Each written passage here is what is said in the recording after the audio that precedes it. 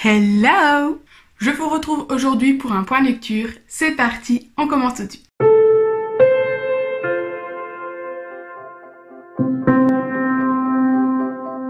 On va démarrer par un livre qui m'a été proposé en service presse par les éditions Alter Real.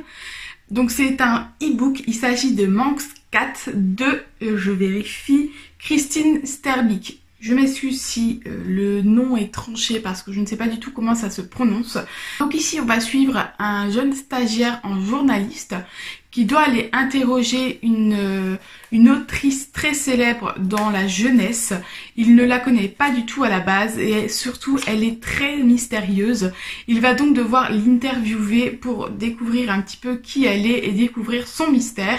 Dès le résumé, on vous parle de métamorphe. C'est pour ça que j'ai voulu lire ce livre parce que je ne connais pas trop, enfin j'ai pas trop l'habitude. Je commence tout doucement à découvrir des histoires et des livres sur les métamorphes et du coup ça m'intéresse de plus en plus, donc j'ai voulu me lancer dans cette histoire. Donc c'est une histoire très courte, je ne saurais pas vous dire combien il fait de pages, je crois qu'en e-book c'est 172, mais je suis pas sûre. Et donc voilà, je me suis lancée là-dedans parce que ça parlait de métamorphes tout simplement et que sur la couverture, j'essaierai de vous la mettre là, nous avons un joli petit chat, donc voilà, animaux, c'est un peu la marque des éditions Real puisqu'il y a toujours un animal, voilà, un chat, des métamorphes, ça me donnait vraiment envie. Ce que j'ai beaucoup apprécié dans un premier temps, c'est que on a une histoire dans une histoire. C'est-à-dire que l'auteur qui va être interviewé va raconter une histoire, va raconter son histoire. Et donc j'ai beaucoup apprécié en fait que dans un livre, un personnage parle d'une histoire. C'était vraiment très sympa. Et voilà, on est un peu dans Inception, un rêve dans un rêve dans un rêve dans un rêve. Voilà, ça m'a fait penser un peu à ça et j'ai trouvé ça plutôt sympa. Par contre, le petit souci qui m'a un petit peu dérangé, c'est que du coup c'était assez répétitif. Puisque le personnage principal se lève le matin, prend son petit déj, va voir l'auteur lui raconte une partie de l'histoire, il rentre à la maison et discute avec son coloc, il lit les carnets de l'auteur, le soir il sort et hop on recommence, le lendemain matin il prend son petit déj, il va voir l'auteur et voilà, cette petite partie là j'ai trouvé que c'était un petit peu trop répétitif et ça m'a un petit peu dérangée sans être dérangeante non plus. C'est juste que je me suis dit que ça aurait pu être un petit peu plus recherché de ce côté-là pour raconter l'histoire, parce que voilà, le but je suppose de tout ça c'est qu'on raconte l'histoire et qu'ensuite c'est un peu résumé et on va chercher le secret. J'ai bien compris tout ça, mais du coup je trouvais que c'était un petit peu répétitif et que ça aurait pu être amené un petit peu différemment par moment. Et donc ça c'est ce qui se passe pendant une première partie. Ensuite il y a un petit chamboulement, ça change. Et la deuxième partie, pareil, j'ai trouvé qu'il y avait des petites choses qui étaient un peu trop répétitives. Donc c'est un petit peu dommage, ce qui ne change rien à l'histoire qui est vraiment très sympa. J'ai adoré l'intrigue, surtout que j'ai été surpris par plusieurs événements. Et donc ça, forcément, j'adore être surpris. Et ça a très bien marché, en tout cas avec moi. Il y a plein de choses auxquelles je ne m'attendais pas et que je ne pensais pas. Et donc du coup, voilà...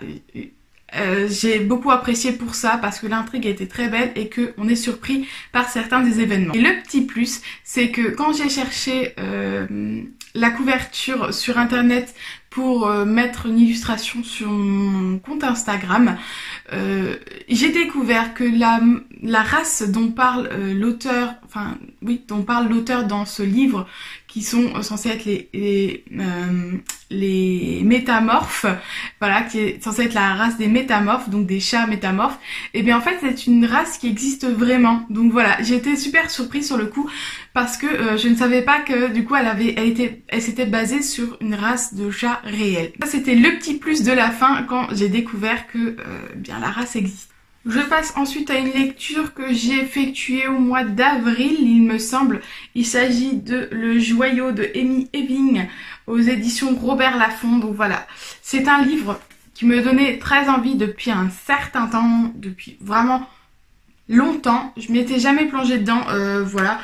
Là je l'ai eu pour 9,90 € comme vous pouvez le voir. Donc du coup je me suis dit allez, on va sauter le pas, on verra bien ce que ça donne. Et je dois vous dire que je suis plutôt déçue. Donc comme je vous disais, je l'ai lu au mois d'avril et franchement, je n'ai plus de grands souvenirs de ce qui se passe dans ce livre. C'est vous dire à quel point j'ai pas forcément apprécié. J'ai mes petites notes là, donc je vais vous en dire ce que j'avais noté, mais je vais être franche, je ne me souviens vraiment plus de grand chose de ce livre. Vraiment, j'ai l'impression de ne pas l'avoir lu, tellement je m'en souviens plus, mais voilà, j'avais noté que j'avais apprécié jusqu'à la moitié et qu'ensuite il y avait eu une romance super prévisible et que ça m'avait pas forcément plu. Donc voilà, apparemment l'intrigue principale était plutôt intéressante, mais par contre la romance ne m'avait vraiment pas intéressée et m'avait plutôt embêtée, et j'ai bien noté que je n'étais pas sûre de lire la suite. Et bah là je peux vous dire que clairement je ne la lirai pas, puisque je ne me souviens même plus au bout de 2 mois de ce premier tome. Donc voilà, c'est une trilogie et malheureusement, même si les couvertures sont super belles, je ne lirai pas la suite parce que je ne m'en souviens plus de ce premier tome au bout de 2 mois. J'avais ensuite un petit peu envie de changer, de passer dans du contemporain, puisque ça fait longtemps que je n'en ai pas lu. Du coup, je me suis lancée dans L'école buissonnière de Nicolas Vanier, que j'ai ici aux éditions du livre de poche. J'avais vu en fait la bande-annonce puisqu'il est sorti au cinéma. J'avais apprécié cette bande-annonce, je m'étais dit bon il faudrait peut-être que je regarde le film. Et du coup, quand j'ai vu qu'il s'était adapté d'un livre et que je l'ai vu en poche au Cultura, il me semble, je me suis dit que ça pouvait être une idée et que j'allais pouvoir me lancer dedans. Donc ici on va suivre, je ne sais jamais, Paul Karadec qui a 11 ans. Son papa doit partir travailler, je ne sais plus dans quel pays. Du coup il va aller chez une nourrice qu'il ne connaît pas. Son père va lui dire que c'est une tante éloignée, je crois, je ne sais plus. Bref, il y a une petite histoire de secrets là-dedans, des secrets de famille. Et donc il va partir de Paris pour aller vivre chez cette nourrice quelques temps jusqu'à ce que son père revienne de sa mission. Et là il va découvrir certaines personnes, alors des personnes qui vont l'apprécier, d'autres qui ne l'apprécieront pas du tout. Et voilà, il va grandir, découvrir la forêt puisque c'est un Parisien. Alors on est en quelle année ? Dans les années 1920, hein. Voilà, je pense que c'est important de le dire. Et voilà, il habite à Paris à la base, donc il connaît pas du tout la campagne. Et là, il va découvrir la forêt grâce à certaines personnes. Il va beaucoup apprécier ça.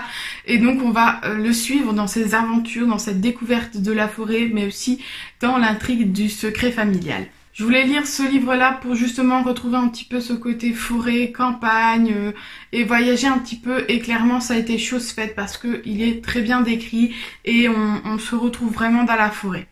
Alors, je pensais pour ma part à la base que l'intrigue principale, ça allait être la difficulté de l'amitié entre le petit et donc celui qu'on voit ici qui serait un petit peu le braconnier de la forêt. Et en fait non, pas du tout, ce n'est pas du tout l'intrigue principale, ça n'a rien à voir. Alors bien sûr qu'il y a une amitié entre eux qui est un peu difficile au début et qui va se mettre en place, mais l'intrigue principale on est vraiment sur le secret de famille. Alors je n'ai pas autant accroché au personnage principal de l'enfant autant que je ne le pensais. Je me suis accrochée aux différents personnages, à tous, ils sont vraiment tous différents, variés, il y a un beau panel de personnages, mais je n'ai pas accroché en particulier à l'un d'eux. Pourtant, voilà, comme je disais, ça m'a pas empêché de passer un très bon moment de lecture. Tout pour le moment, je m'arrête là, je vous souhaite de bonnes lectures et je vous dis à la semaine prochaine. Bye!